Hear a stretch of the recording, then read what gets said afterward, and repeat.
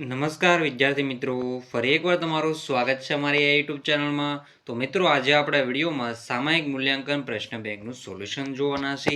Original paper solution રહેશે. તો વિષય આપણો આમાં કયો રહેશે? વિષય રહેશે વિજ્ઞાન વિષય રહેવાનો છે. તો સાહિત્ય તમારે પૂરેપૂરું પેપર સોલ્યુશન જોવાનું રહેશે. ધોરણ રહેશે 7, સમય રહેશે કલાક, પ્રકરણ રહેશે 7 થી 8.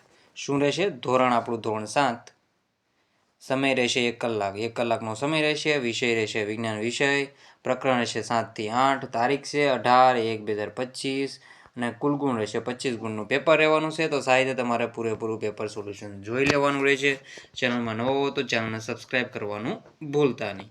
તો આપણે હવે સોલ્યુશન સ્ટાર્ટ કરી દઈએ. તો એમાં જોઈએ તો આમાં નીચેની લાક્ષણિકતાઓને આધારે વર્ગીકરણ કરવાનું રહેશે, ગમે તે એક. તો આપણે 3 કરાવી દઈશું વર્ગીકરણ. તો સાહિત્ય તમે જોઈજો. પહેલું છે નીચેના પુષ્પોની એકલિંગી અને દ્વિલિંગી પુષ્પોમાં વર્ગીકરણ કરો.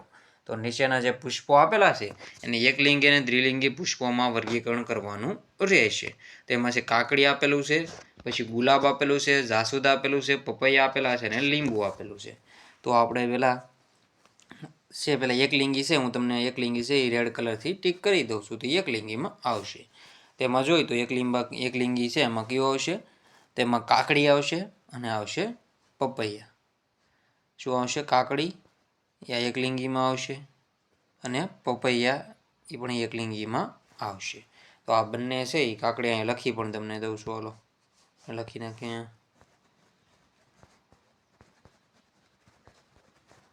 એકલિંગી આપણે લખી નાખીએ. એમાં આવશે કાકડી અને પપૈયા. પછી છે દ્વિલિંગી. તો દ્વિલિંગીમાં આવશે આ બંને, બધા બાકીના છે બધા એમાં આવશે. ગુલાબ છે, જાસૂદ છે અને લીંબુ. તો આમાં સ્ત્રી કેસર ને પુંકેસર બંને આવેલું હોય છે. તો આ તમારે યાદ રાખવાનું રહેશે. દ્વિલિંગીમાં આવશે. એકલિંગીમાં કાકડી અને પપૈયા. સાહિત્ય તમે ટીક કરી નાખજો. તમને 2 માર્ક મળી જશે. 5 માર્કનું છે તો 5 માર્ક આરામથી તમને આમાં તમારે મળી જશે. આગળના ક્વેશ્ચન જોઈ લઈએ સાહિત્ય હવે આપણે.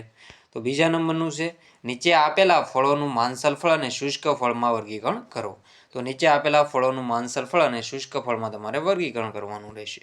તેમાં માંસલ ફળમાં શું આવશે? તો માંસલ ફળમાં આ વખતે આપણે રાખશું ફરીથી રેડ કલર રાખી દઈએ. હાલો તો અહીં તમને સીધું લખી નાખું છું. હાલો માંસલ ફળ લખી નાખીએ આપણે. એમાં લખશું આવશે કેરી, પછી આવશે સફરજન, પછી આવશે એમાં ચીકુ. તો આ માંસલ ફળ રહેશે. તો તમારે ત્યાં લખી નાખવાના રહેશે.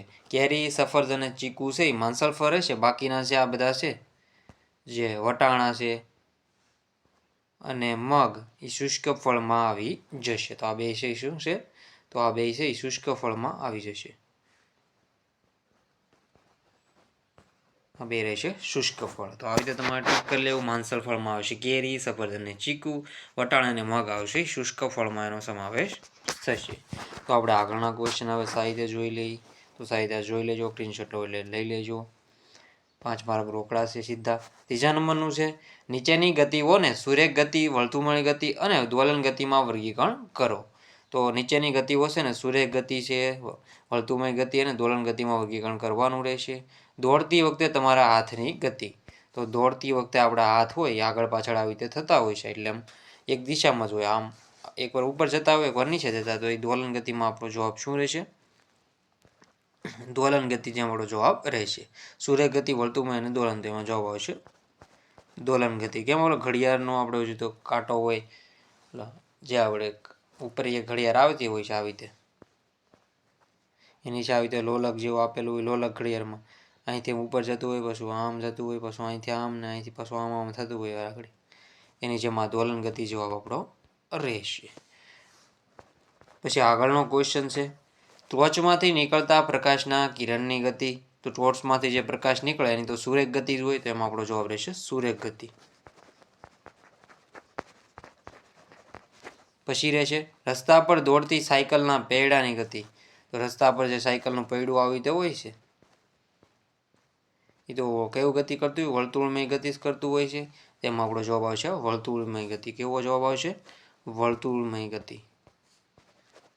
વર્તુળમય ગતિ જવાબ આપણો રહેશે આમાં. પછી છે સૂર્યની આસપાસ પૃથ્વીની ગતિ. તો સૂર્યની આસપાસ પૃથ્વીની ગતિ તો એ આપણે એમાં પણ આવશે વર્તુળમય ગતિ. તો આ સેમ જ રહેશે, વર્તુળમય ગતિ પરિભ્રમણ કરે છે. અને ઝૂલતા હિંચકાની ગતિ, તો ઝૂલતા હિંચકાની ગતિ કેવી રહેશે? તેમાં આપણો આન્સર રહેશે દોલન ગતિ રહેશે. તો આવી રીતે તમારે આમાં જવાબ ટીક કરી લેવાનો રહેશે. સાહેબ જવાબ જોઈ લો. દોલન ગતિ, સૂર્ય ગતિ, વર્તુળમય ગતિ આવશે ને દોલન ગતિ જવાબ આપવામાં રહેશે. તો સાહેબ તમારે બધા ક્વેશ્ચન આ ટીક કરી લેવા. પછી છે નીચેના વિધાનો માટે વૈજ્ઞાનિક કારણો આપો. ગમે તે 2.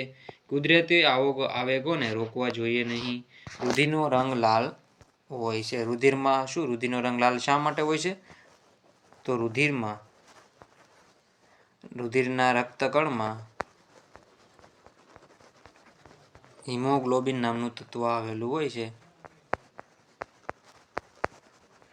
હિમોગ્લોબિન નામનું તત્વ આવેલું હોય છે, તેના કારણે રુધિરનો રંગ કેવો હોય છે? લાલ હોય છે.